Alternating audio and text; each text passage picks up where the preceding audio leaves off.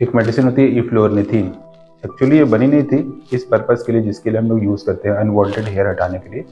पर इसके जब एक्सपेरिमेंट चल रहे थे दूसरी चीज़ों में, कुछ कार्सिनोमाज में, तो ये पता चला कि एनिमल मॉडल्स में जिनमें ये यूज़ की जा रही है मेडिसिन, उसमें हेयर कम हो जा रहा है। तो फिर इसकी क्रीम बनी और अभी ये क्रीम इफ्लोवेट हम लोग यूज़ करते हैं अनवांटेड हेयर के लिए।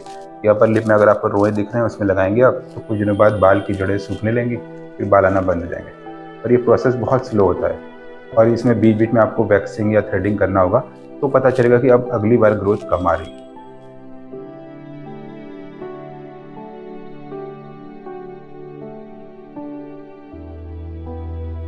जो अनवांटेड हेयर हैं उसके रीज़न हार्मोनल होते हैं, जो फीमेल्स में हार्मोन की साइकिल के चेंजेस होते हैं उसकी वजह से, और टेस्टोस्टेरॉन लेवल बढ़ जाने की वजह से, जो कि मेल हार्मोन है वो भी फीमेल में थोड़ा थोड़ा बनता है उसकी वजह से। और मेल्स में भी ये प्रॉब्लम होती है जब यहाँ चीक्स में ऊपर तक बाल आ जाते हैं या फोरहेड में बाल आ जाते हैं, तो बॉयज़ भी ये चाहते हैं कि फोरहेड में या गालों पे बाल ना दिखे, तो उनके केस में भी इस क्रीम को यूज़ करते हैं।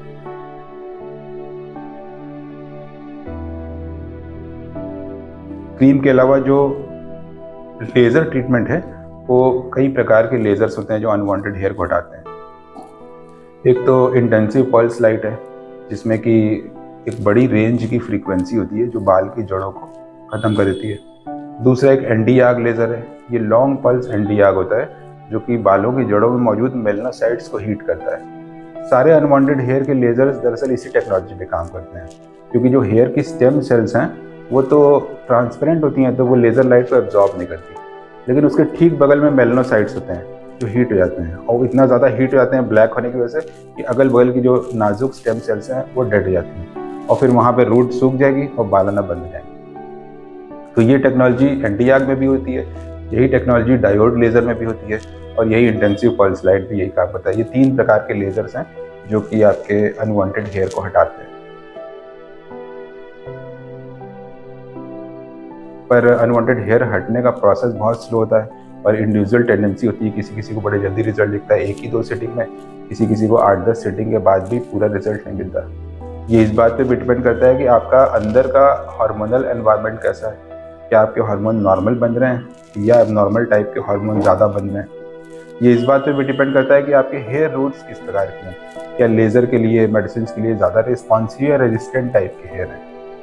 एक पुराना तरीका होता था, उसको बोलते हैं इलेक्ट्रो एपिलेशन, जिसमें कि एक फाइन वायर होती थी जिसको कि हम बाल की जड़ों के अंदर डालते थे और फिर वहाँ पर एनर्जी देते थे, रेडियो फ्रीक्वेंसी एनर्जी से रूट्स को फिजिकली बर्न कर देते थे। तो एक एक बाल को करना पड़ता था। तो कभी कभी थिक हेयर होते हैं जो कि लेज़र से नहीं जाते, तो उसके लिए हम लोग वो इलेक्ट्रो एपिलेशन या रेडियो एपिलेशन टेक्नोलॉजी यूज़ करते हैं, अभी भी यूज़ करते हैं। और कभी कभी क्या होता है कि जो वाइट हेयर है उसके तो रूट्स में मेलनोसाइट है ही नहीं, तो कोई भी लेज़र लाइट वो एब्जॉर्ब नहीं करेंगे, तो वाइट हेयर जल्दी खत्म नहीं होते। तो उसके लिए भी हम लोग रेडियो एपिलेशन टेक्नोलॉजी यूज़ करते हैं, जिसमें कि एक एक वाइट हेयर को अलग से निकाला जाता है। तो ये 3-4 बेसिक तरीके हैं, या तो इलेक्ट्रो एपिलेशन या रेडियो एपिलेशन किया जाए जो कि वाइट हेयर के केसेस में होता है, या फिर बहुत ही रेजिस्टेंट थिक हेयर के केसेस में करते हैं। दूसरा तरीका है इंटेंसिव पल्स लाइट, जो इंडियन स्किन में बहुत अच्छा काम करता है। फिर लॉन्ग पल्स एनडी आग लेज़र है और डायोड लेज़र है जो कि वेस्टर्न स्किन में अच्छा काम करते हैं, इंडियन स्किन में भी अच्छा काम करते हैं, पर बढ़िया रिजल्ट आईपीएल से मिलते हैं। तो ये सारी टेक्नोलॉजी डॉक्टर तेलंग क्लिनिक में अवेलेबल है। तो अगर आपको अनवांटेड हेयर से कोई प्रॉब्लम हो तो आप मेडिसिन करके ट्राई करके देखिए, कुछ हार्मोन्स के टेस्ट कराइए, नहीं तो फिर लेज़र करिए। अनवांटेड हेयर फेस पे और नेक पे तो होते हैं फीमेल्स, पर कान में नहीं होते कभी भी।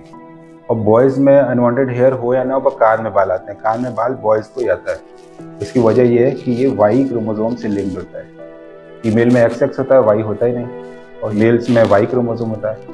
तो कान में बाल हमेशा वाई क्रोमोसोम की वजह से आते हैं। और ये भी बॉयज़ की कभी कभी कंसर्न रहता है कि ये कान वाले बाल, बाकी सब तो ठीक है, बियर्ड और यहाँ पे शेविंग भी कर ले वो भी ठीक है, पर ये वाले ना आए, इसके लिए लेज़र करते हैं। तो हम लोग ईयर के लिए लेज़र अलग से करते हैं, चीक्स के लिए लेज़र करते हैं, और कभी कभी बियर्ड के नीचे बहुत एक्सेस बाल ना आए नीचे तक, तो उसके लिए करते हैं। बॉडी एरियाज में भी लेज़र किया सकता है, हाथ में, पैर में।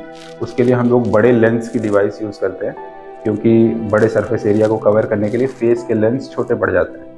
तो बॉडी के लिए भी लेज़र्स हैं, लेकिन बॉडी में ज़्यादा थिक हेयर होते हैं, ज़्यादा समय भी लगता है, और कुछ ग्रोथ कम होती है, कुछ दिखती रहती है, तो ये प्रोसेस लंबा रहता है, कई महीने आपको बहुत सारी सेटिंग्स करनी पड़ेगी, तब जाके आपके हाथ पैर पूरी तरह से क्लीन हो।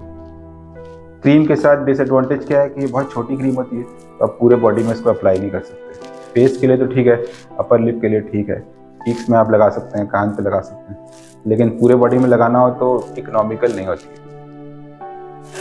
इफ्लोरनिथिन बहुत महंगा मॉलिक्यूल भी है, तो जो मार्केट में क्रीम्स अवेलेबल है उनकी रेंज है 700 से 1000 रुपये के बीच में।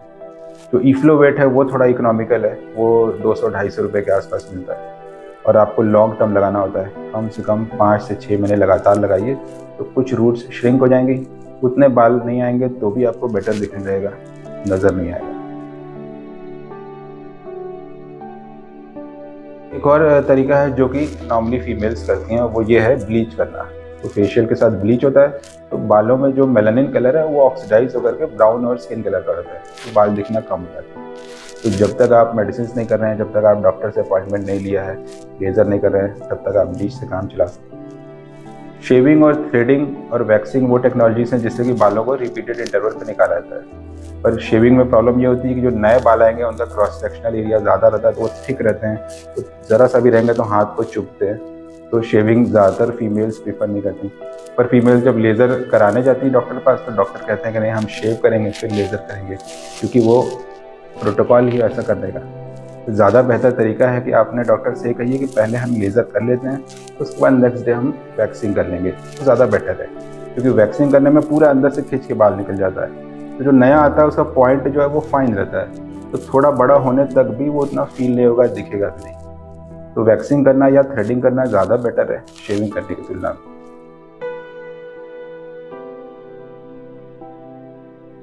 हालांकि इससे अंदर कोई फ़र्क नहीं पड़ता, ऊपर से केवल अपीयरेंस और जो फील होता है वो शेविंग में थोड़ा सा एबनॉर्मल होता है।